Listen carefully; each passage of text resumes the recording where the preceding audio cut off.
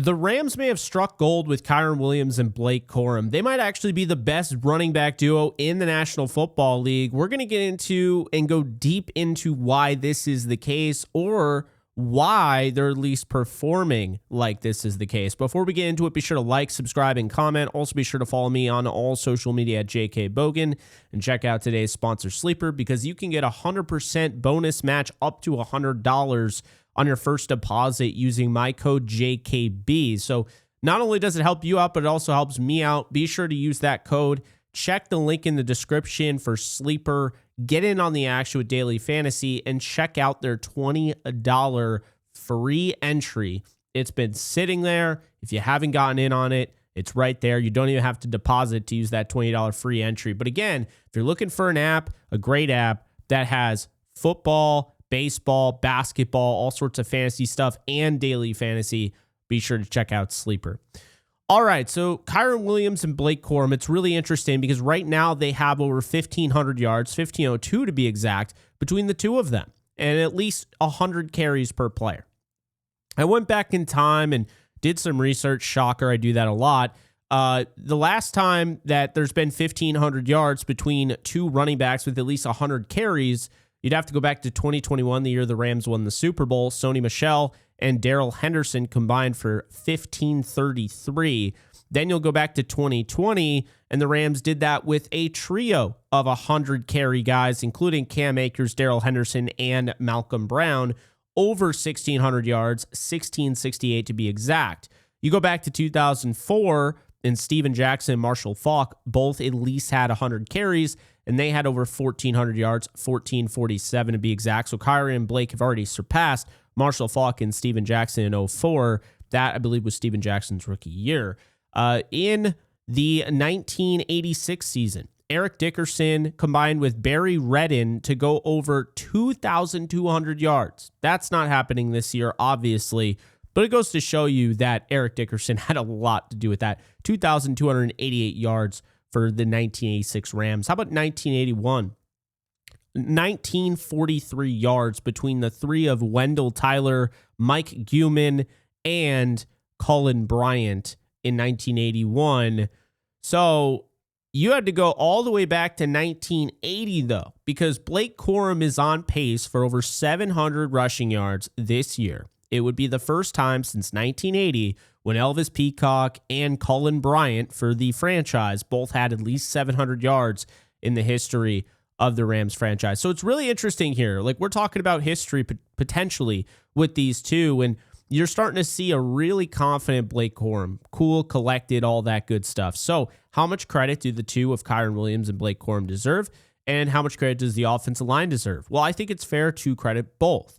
Kyren Williams has 952 yards rushing. He has 4.9 yards per carry, 8 touchdowns, and he averages 3.12 yards after contact per attempt and 20 explosives.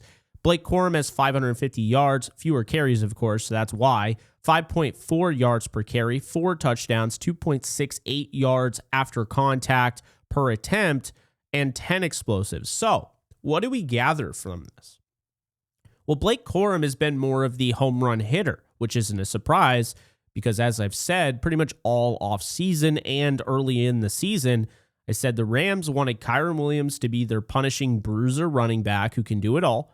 They wanted him to add weight, and they wanted Blake Corum to take weight off. Blake Corum struggled adding weight last year. He added weight, and he wasn't as explosive. This year, he is explosive. 5.4 yards per carry to be exact. Now, because he doesn't have the added weight that Kyren has, he's not able to make plays after contact as well as Kyren does. However, he's not bad at it. So these two complement each other pretty well, and I want to give the Rams some credit because they actually created this.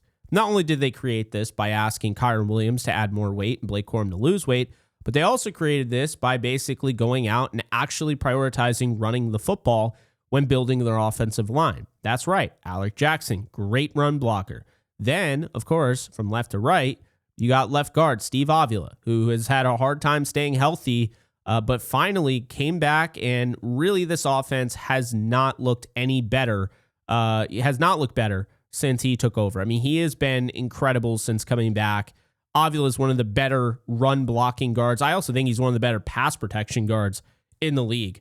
Then you have Coleman Shelton, who's having a huge resurgence. I think a lot of people forget Shelton was brought back, and he was coming off kind of a down year for the Bears. Funny enough, Jonah Jackson was coming off a down year for the Rams. He went to the Bears. Now he looks very good. So it's a funny little trade that wasn't actually a trade, but be that as it may, Coleman Shelton has been very good for the Rams this year, and so has Kevin Dotson, and so has Warren McClendon Jr., who just took over for the injured Rob Havenstein. And as much as we love Rob Havenstein in LA or St. Louis or, whatever, state that you watched him in, I'm just going to say this right now. Warren McClendon Jr. is a different animal, much better pass protector right now in his career. And this needs to be the 5. But we're not talking about pass protection. We're talking about strictly the run game, right?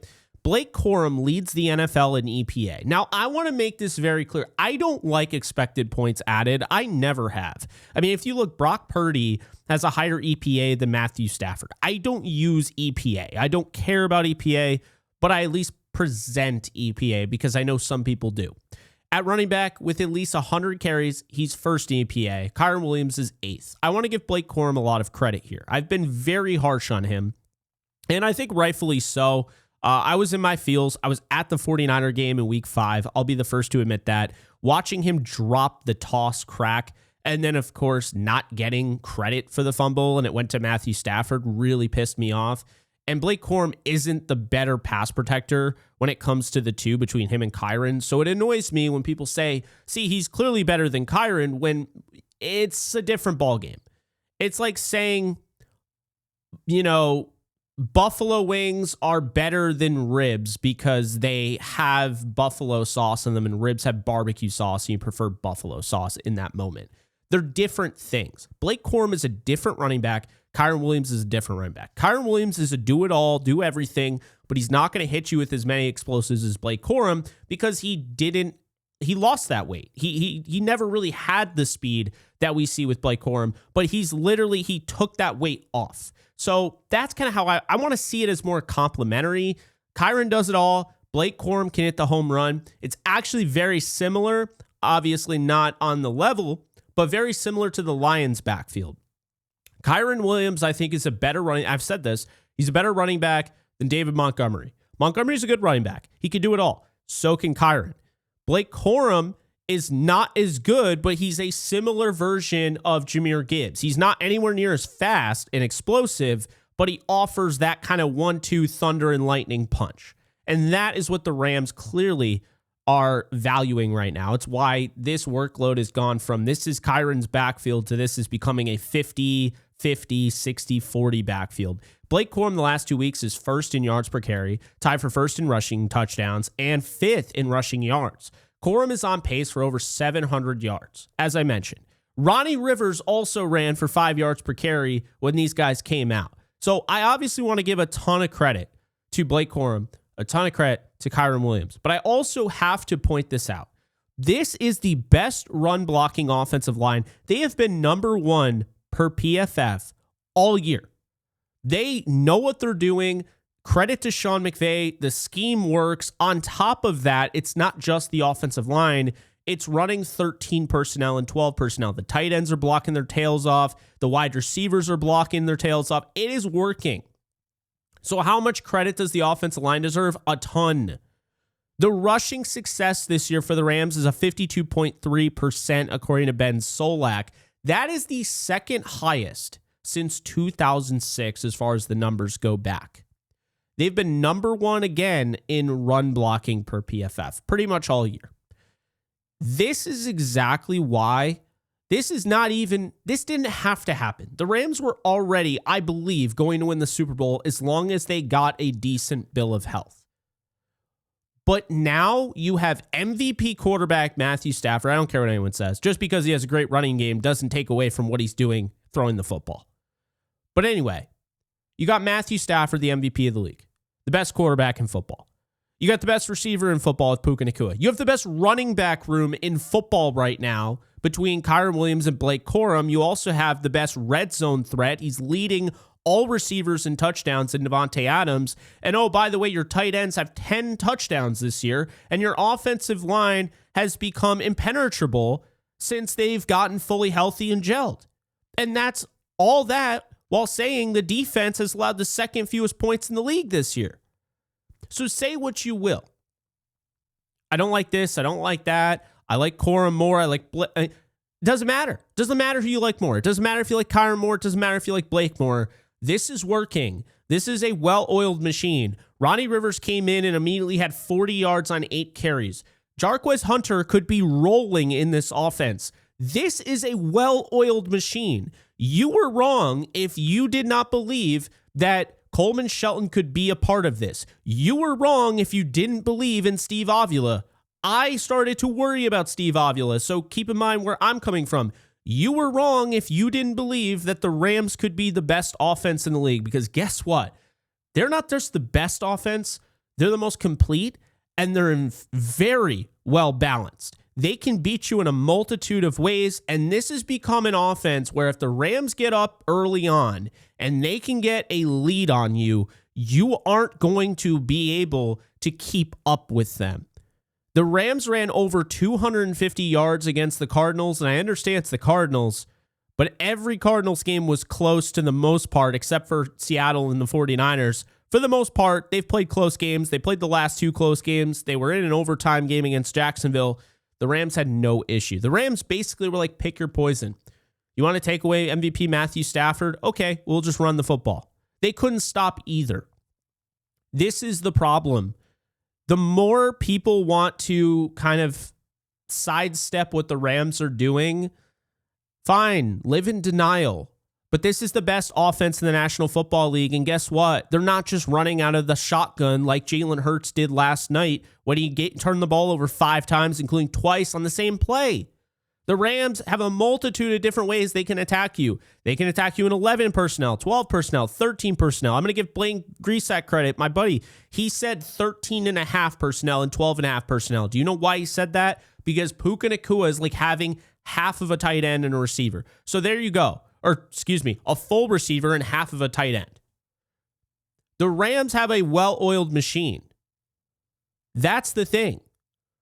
Their most recent loss, after winning 6 straight, they scored 28 points on the road in the rain. Who is beating this team? Really? Like, if they get home field advantage, which, by the way, that goes up to 57%, if they take down the Lions this weekend, which I believe they will, if they get home field advantage, who's going to SoFi Stadium and keeping up with the scoring this team's going to do? People can say, well, Seattle held them. Yeah, they did. That was just a bad day. That was a bad day of the offense, and the defense was stellar. But we've seen the offense pick up the defense. We've seen the defense pick up the offense. One thing we haven't seen with Rams football since, I'd say, Todd Gurley is a dominant run game. And guys, it doesn't matter if the stat sheet shows Blake Corum with 120 and Kyron with 80. If they get to 200 yards, they get to 200 yards. The reality is that the Rams now have a dominant run game to go with the most high-octane passing attack in the league and the most accurate passing attack, and they should be feared by everyone. They should be feared by teams next year, because guess who's under contract? Kyron Williams, Blake Corum, Steve Avila, Alaric Jackson, Coleman Shelton, I believe, has another year, Kevin Dotson, and yep, you guessed it, Warren McClendon going into his final year. This whole thing is all together. Matthew Stafford, Puka Nacua, obviously Devontae Adams is still under contract. Guys, they're not going anywhere, and Sean McVay is even getting better as a play caller. So this is where we're at. I think this offense obviously deserves a lot of credit. The run game is spectacular. But at the same time, as much as I want to give credit to Corum and Kyron and Ronnie and all those guys, the offensive line is the straw that's stirring this drink. And it is fun to watch.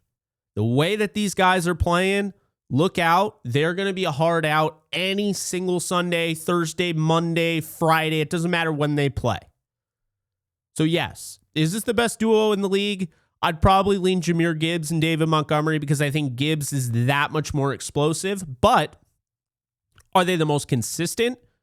I think the higher variance would be the Lions, but you could argue if I could only choose one and I'm stuck with them the full year and they have to show me consistency throughout the year, I think I would go with the Rams backfield right now. That's just how good they are. But let me know in the comment section below you guys think.